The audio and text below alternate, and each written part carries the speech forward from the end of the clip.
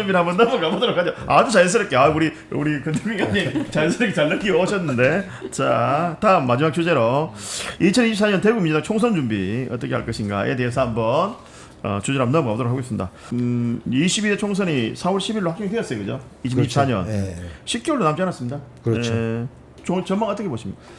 저는 우선 이제 우리 정종석 위원장님도 같은 고민이 있을 건데 21대 총선보다가도 훨씬 더 어려운 상황에서 대구민주당은 총선을 맞이해야 될 상황이다 라고 하는 것이 명확하고요.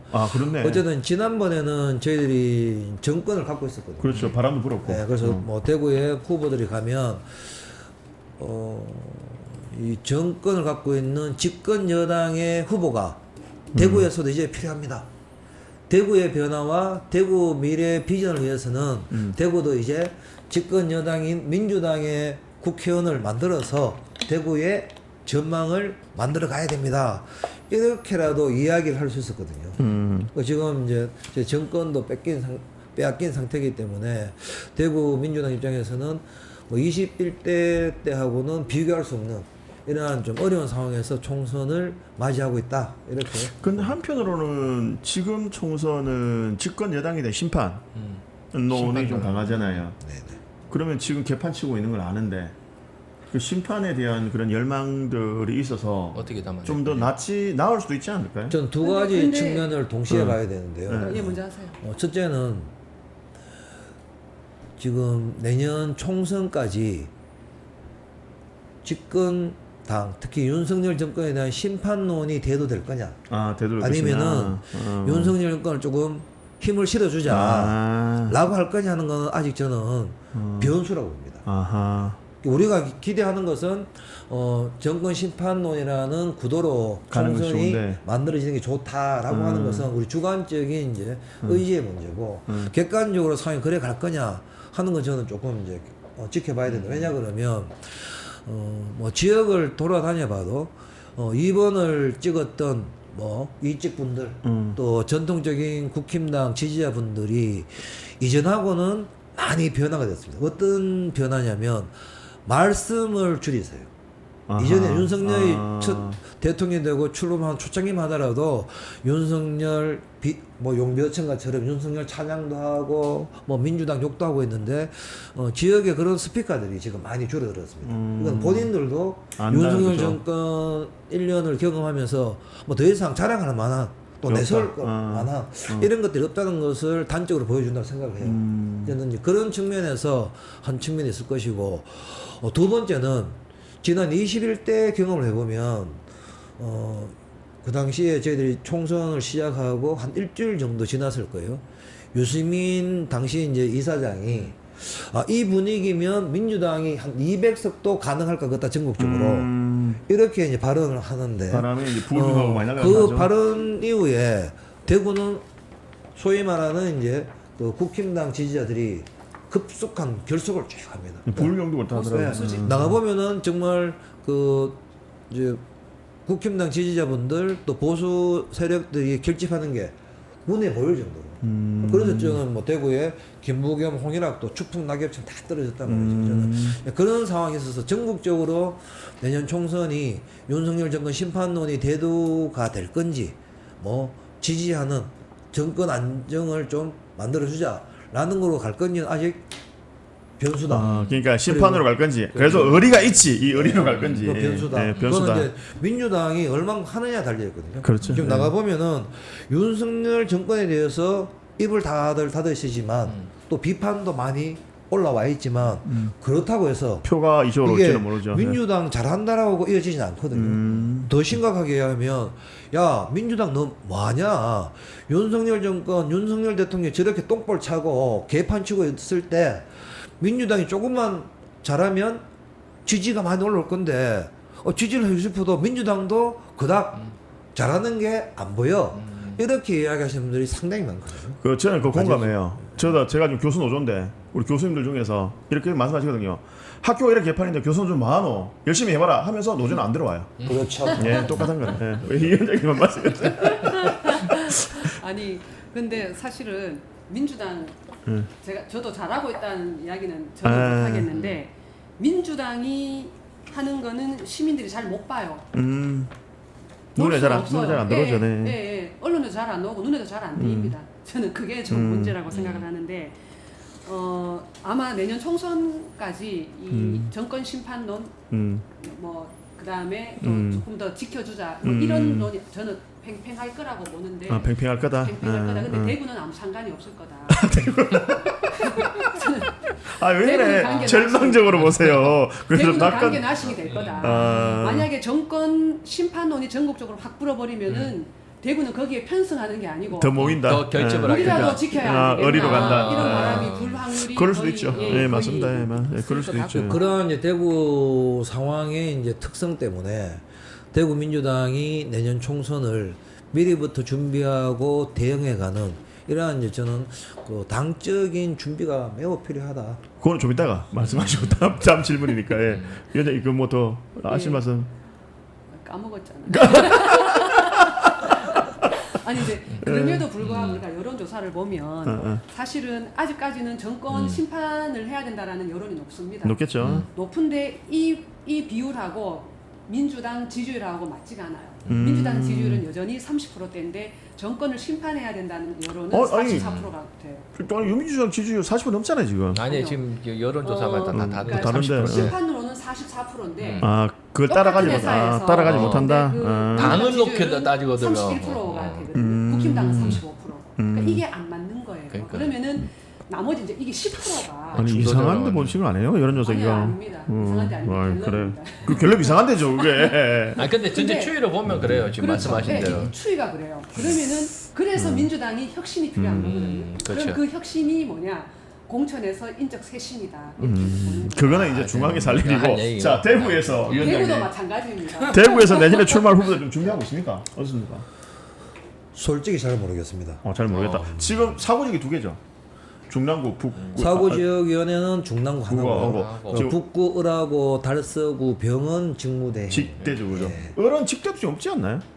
북을은 북을은 직대가 있긴 직대, 하지만 지역은 있긴 하지만 나타나지는 않은. 거의 활동이 안 되시고 대신에 뭐 달서병의 권의혁 직무대행님은 거의 위원장 수준 활동을 열심히 활동하고 하고 계시고. 계시죠. 두 개는 지금 없고 그죠? 10개인데.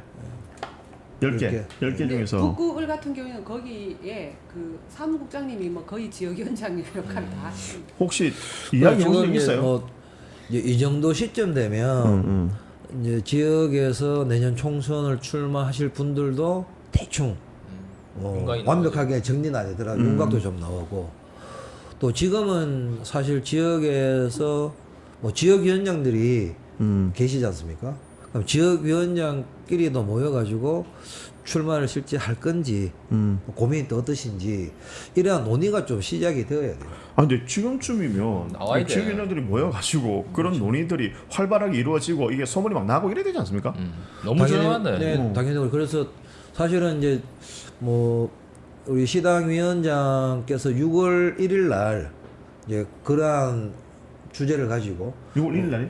지역위원장들 한번 봅시다 했다가 무슨 일정이 생기셔가지고 한번 연기를 했었거든요.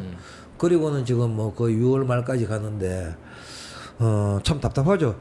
왜냐하면 이게 대구는 개인기로 돌파할 수 있는 지역이 아니다 말이에요. 그렇죠. 그러면 저는 이제 당 차원에서 뭐 당락을 떠나서라도 대구시당이 내년 총선 어떻게 준비할 거냐 하는 논의들이 빠르게 이제 시작이 돼야 되는데 그러한 부분은 이제 깜깜무소식이다 보니까 상당히 답답하다는 생각이 듭니다. 어떠세요? 그 어제 이기는 민주당 네, 있었죠. 이제 교육 연수원 주체로 이제 그 했는데 사실 정세현 정봉주 정봉주 의원 왔어요? 정봉주 전 의원께서 이제 교육 연수 위원장이니까 이제 오셔가지고 그 이제 주최를 했는데 그 거기에서도 뭐 사실 뭐 뚜렷한 어떤 뭐 대구에서 대구 경북에서 뭐 뚜렷한 대안이나 뭐 이런 건 뭐 없었고 그냥 당원들하고 소통하는 정도였다고 저는 이제 생각을 하는데 사실은 그렇습니다. 지금도 사실 늦었어요. 선거 기획단까지는 안 가더라도 우리가 대구 시민들에게 민주당, 대구의 민주당이 좀 내세울 수 있는 어떤 그 정책적인 대안이 좀 있어야 되거든요. 이 정도로 대구를 우리가 민주당이 한번 해보겠다 이렇게 좀 갔으면 좋겠는데 그게 아직 우리가 보이지 않는다는 거죠. 보이지 않는다. 예, 보이지 않는다는 거죠. 그래서 그러니까 우리가 그 힘으로 그러니까 밀고 나갈 수 있는 뭔가 그러니까 대구 시민들에게 좀 설득도 하고 대구 민주당이 그동안은 우리가 정말 그냥 표만 구걸했지만 그게 아니라 우리 대구의 민주당이 우리가 이렇게 고민을 해서 대구를 위해서 이렇게 고민을 해서 우리가 이 이슈만큼 우리가 대구 민주당이 설사 대구 시민들의 어떤 선택을 받지 못한다 하더라도 우리가 이 이슈는 좀 끌고 가겠다 이런 게 저는 좀 필요하지 않나 필요한 시점인데 그런 논의가 다 없다. 예, 예. 없는 것도 좀 안타까운 지점이죠. 음. 예, 예. 저는 그럼- 그걸 계속 얘기를 해왔는데 잘 안 되네, 그죠? 잘 안 되죠. 예. 지난 21대 총선에서도 마찬가지고 예, 지금도 좀 지금도 마찬가지겠다. 마찬가지고.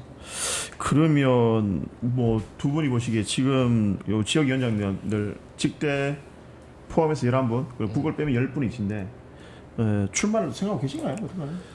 사실 이제 현재 지역위원장분들이 다 인품도 훌륭하시고 안 열심히 계시던데. 제가 볼 다 훌륭하세요. 저도 안 또 모르시는 열심히도 이제 하시는 분인데 이게 이제 개인적인 인품이나 뭐 성실한 문제하고 네. 권력을 이제 놓고 다투는 총선 하고는 전쟁적인 별개의 네. 문제거든요. 그래서 저는 지금 지역위원장님들이 뭐 개별적으로 몇 분 만나 보기도 합니다만은 아직까지는 출마와 보류에 대해서 입장을 잘 말씀을 안 하세요. 근데 저는 오늘 조금 뭐 세게 정치적 부담을 지고 말씀드리면 현재 있는 지역위원장들 10분으로 2번 어떻게 하더라도 공천을 줘서 대구 총선을 치르게 한다 그러면 대구 총선은 하나마나 시작하기 전에 완벽한 패배에 빠질 거다라고 생각합니다. 너무 비관적인 평가 아니신가요? 근데 왜 이제 그 말씀을 드리냐면 이거는 이제 그 저는 출마 안 해도 안 할 수도 있습니다. 왜요? 필요가 있으면. 필요가 당연히 있으면. 상황이 있으면. 근데 그런 좀 각오로 말씀을 드리면 21대 총선 때는 저희들 후보 라인이 어땠냐면 김부겸 선배가 있었죠. 김부겸, 홍일학, 현역 의원 2분이 계셨단 말이에요. 그리고 이재용이라는 이제 걔 환경부 장관 출신도 후보로 있었거든요. 또 이상식이라는 민주당에서 조금 대구에서 이제 상품으로 만들기 어려운 경찰청장 출신도 있었고 그리고 또 이성천 같은 선배 같은 이제 지역 정치인도 있었고 또 여기에 이제 뭐 저를 비롯해서 박형용, 뭐 허소 같은 이러한 젊은 이제 이렇게 그 정치인들도 신규로 라인업이 되면서 구성이 제법 괜찮았어요. 그래서 전체적으로 봤을 때 우리가 다 낙선을 해서 그렇지 국민의힘 후보들하고 상품성만 놓고 보면 그렇게 밀리지 않았단 말이에요. 오히려 뭐 김부겸, 홍일호 선배 같은 분은 더 뛰어난 분들이죠. 그런데 이제 내년 총선을 생각해 보면 현재 지역위원장님들 인품 좋고 성실하시지만 총선이라는 이게 그 정치 유권자의 소비자들이 상품을 선택할 때 무엇을 선택할 거냐 하는 상품에 이제 이렇게 뭐 경쟁력을 놓고 보면 저는 뭐 윤석열이 대구에 12개 중에 뭐 8, 9개를 낙하산으로 꼽아서 내려보내겠다는 말이 지역 증가에 파답니다만은 그렇게 내려오는 낙하산들에 비해서도 유권자들한테 저는 저희들의 상품성 경쟁력이 떨어진다고 보거든요. 그러면은 뭐 선거는 해보나 마나라고 봅니다. 위원님 어떻게 보세요? 이 부분. 아니 공감하고요. 하시고. 그리고 이제 그 우리 신 교수님은 12개 지역위원회에 다 출마할 거냐 말까 여기에 되게 약간 좀 관심이 있는 것 같으신데. 왜냐면 저는 이제 지역에 다 예. 이게 후보를 내나 안 근데 내냐가 좀 저는 궁금하죠. 지금 우리가 이제 집권 여당 아니잖아요. 네네네. 야당이잖아요. 또 대구에서는 또 더욱 철저한 야당이잖아요. 그렇죠, 네. 우리가 꼭 12개 지역을 다 채울 필요는 저는 없다. 예. 그래서 좀 붙어볼 만한데 전략적으로 가자. 전략적으로 좀 가서 우리가 정말 총력전을 한번 해보는 이기는, 것도 전략적으로 이기는 지역만 해서 하자. 나쁘지만은 않다. 그럼 질문을 제가 위원장님께서 볼 때 좀 경쟁력 있는 지역은 어디인 것 같아요, 지역이? 북구갑이죠. 세 개만. 세 개만. 저는 경쟁력이 있다. 그래도 이걸 경쟁력. 어떻게 또 평가를 해야 될까? 이거는 인물에 대한 경쟁력이고 아니, 지역에 대한 경쟁력. 지역에 대한 경쟁력. 저는 그 대구에서 나름대로 기존 권리당원들이 조금 더 많이 확보가 돼 있고 그다음에 우리 당 지지율이 평균보다 조금 높게 나오는 데가 있어요. 그런 데는 우리가 좀 전략적이라고 보거든요. 어딘가요?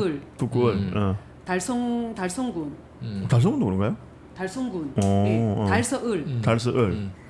그다음에 수성갑도. 네.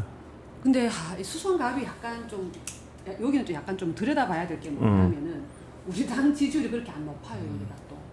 인물도 좀 들여다봐야죠. 그리고 달성군이나 북구을이나 달서을 같은 경우에는 우리 당 지지율이 평균 지지율이 20%로 봤을 때 그 20%를 훌쩍 뛰어넘는 달갑도 높지 않나요?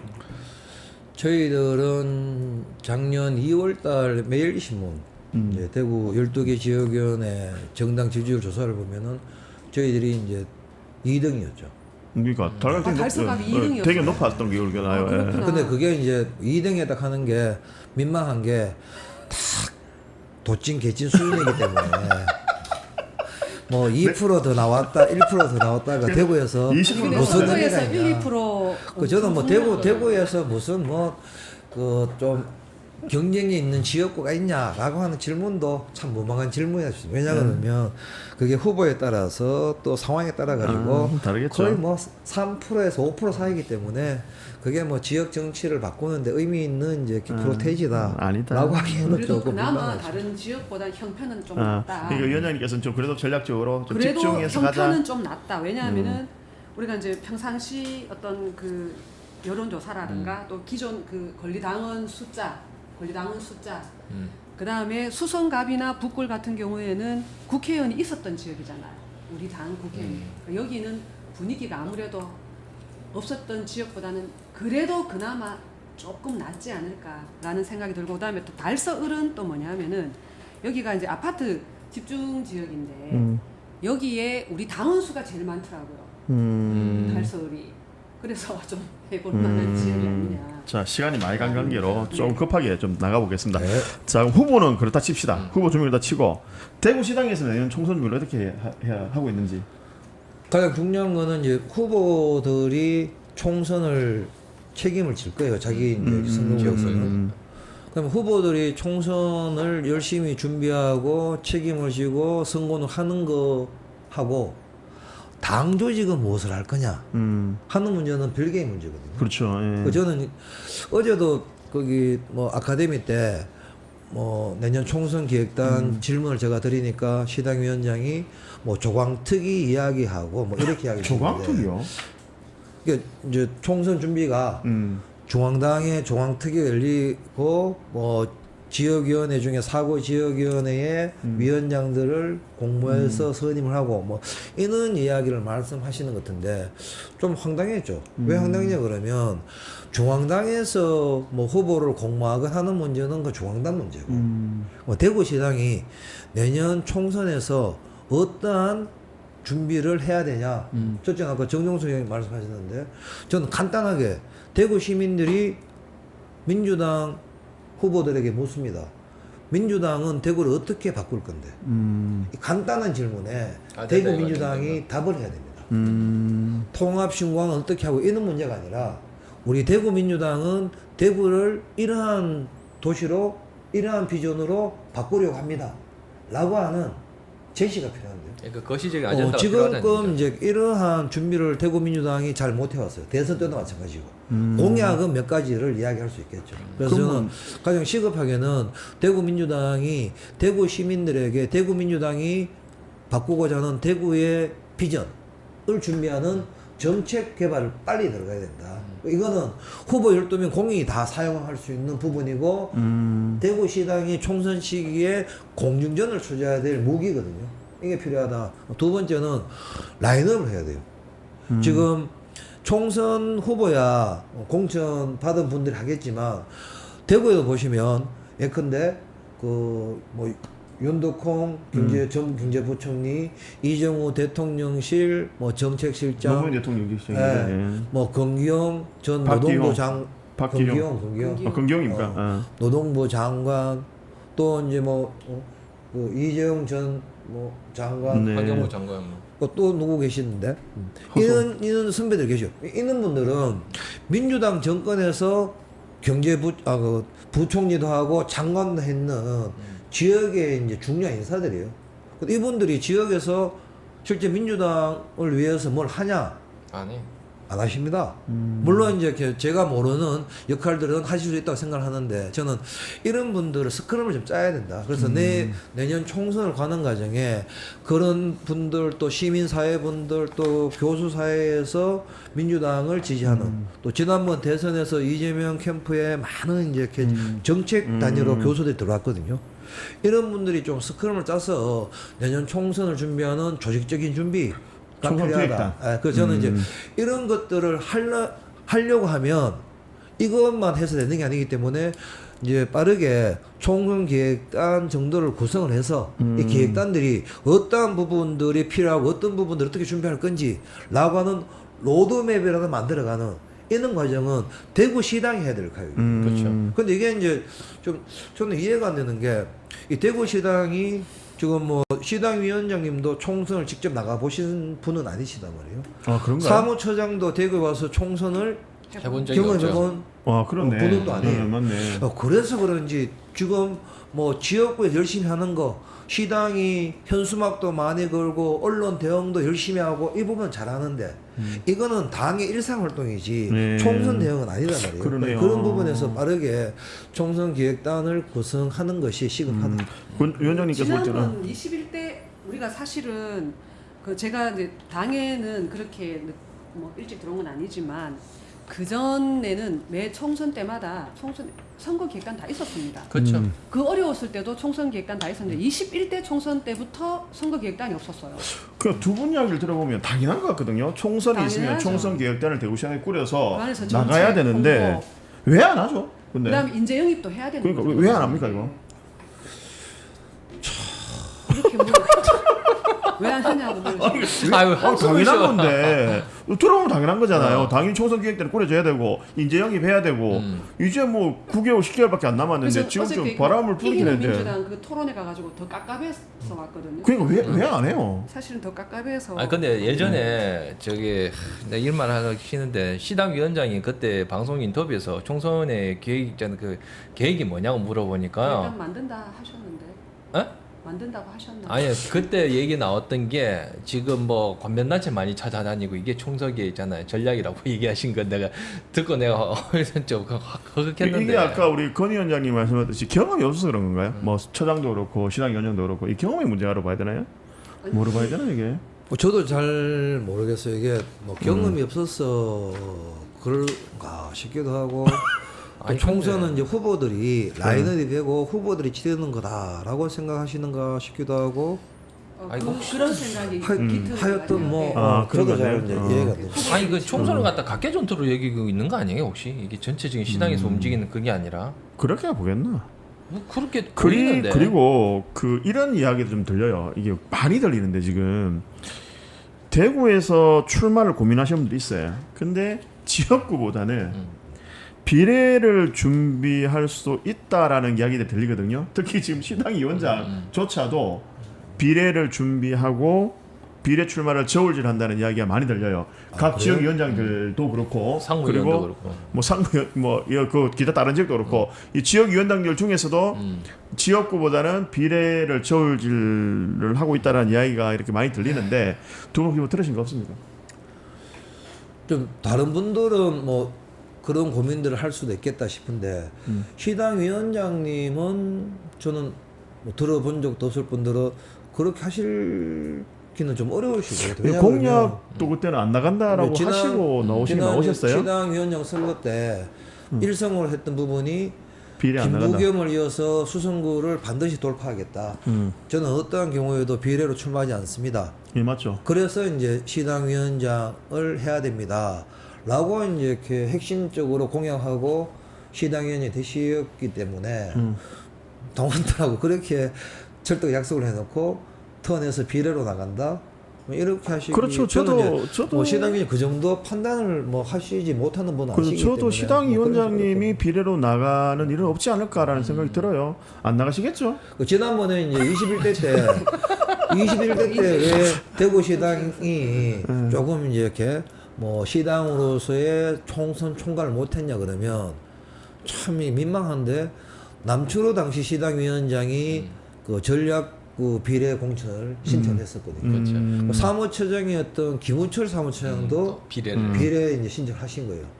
그러면 후보들은 자기 그 지역구에서 정말 이제 이렇게 목숨 걸고 뛰는데 이 공중 지원하고 전체 총괄해야 될 시당 참모부의 참모장과 부참모장이 전부 다 이제 비례 공천 신청하는 이런 상황이 되다 보니까 코미디나 저는 코미디? 그분들이 그걸 하면서도 역할을 잘 하셨을 거라고 생각을 해요. 잘 하셨을 거거든. 저는 그렇게 근데 생각합니다. 보는 이제 그 사람 성격적으로는 마음이 콩밭에 가 있는데 지 역할을 제대로 할 수 있어? 라고 보시는 거죠. 그러면은 집구석 망조 든다는 거죠. 망하죠. 예, 맞습니다. 예. 이 위원장님 들어보신 적 없어요? 뭐 저 들어본 적 없습니다. 아니 누가 뭐 비례로 나가려고 한다 뭐 준비하고 이런 얘기 안 들리십니까? 아니요, 뭐 그런 이야기는 아직까지 아직 안 들려요. 예, 아직까지 안 내한테만 들리나?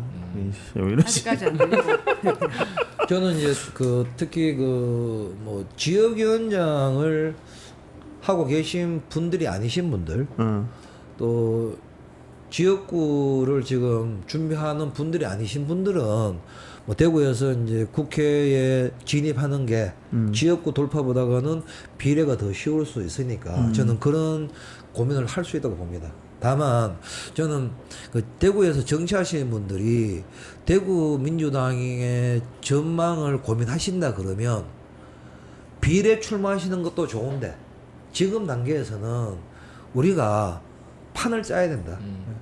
그 저는 지금 그 지역위원장들이 마지막에 비례로 턴할 수도 있는데, 근데 비례로 턴하더라도 지금은 지역구에 목숨 걸면서 1월, 2월 달 가서 마지막에 턴하는 이런 과정을 잡아주거나 두 번째로 나는 비례가 생각이 있어 라고 하면 적어도 뭐 대외적으로 안 가더라도 뭐 지역위원장들 회의할 때 좀 이런 고민이 있다라고 해서 그 지역구에 그럼 다른 사람이 무슨 위원장 명함이라도 찍어서 돌릴 수 있도록 그런 배려는 해야 된다는 거예요. 저는 그게 정치의 돌이다. 돌이고 대구 정치인의 양심이라고 봅니다. 뭐 그런 것들 안 하면서 꼭 입 닫고 있다가 내년 2월 달 돼가지고 기회만 되면 출마 안 하겠네 또는 비례로 가겠네 라고 하면은 대구시당은 총선 판도 못 짜고 완전히 맨 땅에 헤딩하듯이 이 어려운 22대 총선을 맞이해야 된다는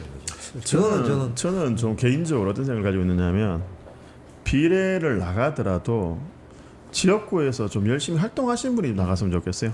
저는 오히려 지역위원장님들 중에서 열심히 하시는 열심히 하시는 분들이 뭐 비례로 가는 거에 저는 찬성하는데 뜬금없이 나와서 뜬금포로 비례로 나오는 사람들은 없어져야 된다고 간만 보고 생각해요. 이래 한 그런 사람들. 사람들은 없어져야 된다고 생각합니다. 예. 그래서 저는 진짜 이제 지금 그렇습니다. 다시 이제 21대 총선의 비례대표였습니다.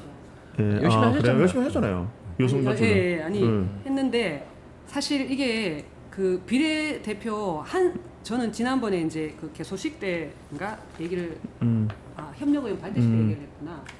중앙당이 정말 문제가 있다고. 그리고 이 비례 한두 석 갖고는 스크럼이 안 짜지잖아요. 적어도 대구 경북에 내석 이상은 나와야 뭔가 할 수 있는 어떤 그렇죠. 예, 맞습니다. 기본적인 여건이 만들어지는 거거든요. 사실은 그래서 저는 지역이든 비례든 도전을 해서 내석 말씀하세요. 정도는 대구 경북에서 이번에 21대 총선 때 좀 갖고 올 수 있도록 이런 전략을 좀 짜는 게 좀 필요하지 않을까 좋습니다. 싶어요. 저는 이제 뭐 신 교수님 말씀 100% 공감하면서 이는 이제 고민이 있죠. 결국 대구에서 우려하셨던 부분들을 해소하는 방법은 현재 이제 선거제도 개혁을 최소한이라도 우리가 이끌어내는 수밖에 없다. 그렇죠. 그러면 지금 뭐 네. 벌써 저희들이 작년부터 해서 열심히 이제 중앙당 뭐과 뭐 간담회도 하고 기자회견도 하고 쫓아다니고 했는데 참 이 정치력 하는 걸 참 믿을 수가 없더라고요. 그 저는 그래서 좀 그나마 대선거구제는 벌써 물 건너 가버렸기 때문에 적어도 이제 47개에서 조금 더 붙이든 안 되면 47개라도 근역별 비례제로 예, 제도를 저도 바꾸는 찬성합니다. 예, 그거라도 그리고 이제 저도 근역별 말씀드렸어요. 비례제로 돌아가게 되면 국민의힘이 30점 이 풀리잖아요. 근역별 비례에 이제 이렇게 그 출마를 시키는 방식을 예. 우리가 얘기하듯이 지역구 출마하시는 분들도 비례에 등록할 수 있도록 하든가 아니면은 우리가 이제 그 지난 21대 선거 중에 가장 많이 나왔던 석패율제로 제도를 그 채택을 하든가 그렇게 되면 말씀하셨듯이 뭐 지역 특히 이제 전략지에서 뭐 인생을 걸고 정치를 하시는 네, 그렇죠. 바치러 가는 이런 분들이 제외되고 뜬금없이 나와서 뭐 비례로 원내 진입하는 이러한 이제 경우들도 맞을 수 있기 때문에 저는 민주당이 전국 정당을 만들겠다라고 생각한다면 당 대표부터 모든 당내 이제 인사들이 여기에 집중해야 된다. 요 문제도 8월에 같이 한번 다뤄보죠. 뭐다 예. 8월에 뭐 두 개를 두 개만. 예. 제가 그 21대 총선하면서 느낀 건데 뜬금없이 나타난 사람들은 너무 쉽게 배지를 다는구나. 아주 뜬금없이 와야 배제해야 돼. 됩니다. 뜬금없이 와야 돼. 그러니까 뜬금없이 오는 그게 참 사람들은 배제시켜야 돼요. 문제예요, 그리고 진짜. 이게 그 국회의원들은 TK가 어떻게 바뀌어야 되고 뭐 전국 정당 되고 이런 거 별로 관심이 별로 없습니다. 그러니까. 내가 선수 하나 더 해서 배지 다는 게 제일 목표이기 때문에 뭐 민주당이 뭐 전국 정당 되고 그 다음에 뭐 취약적이니까 몇 석 더 갖고 이런 거에 별로 관심이 없습니다. 저 그러더라도 저는 이제 뭐 권리당원으로서 개인적인 느낌은 그 지역구에서 정말 열심히 박가리를 하신 분들이 원내로 가셨으면 좋겠다는 생각이 좀 듭니다.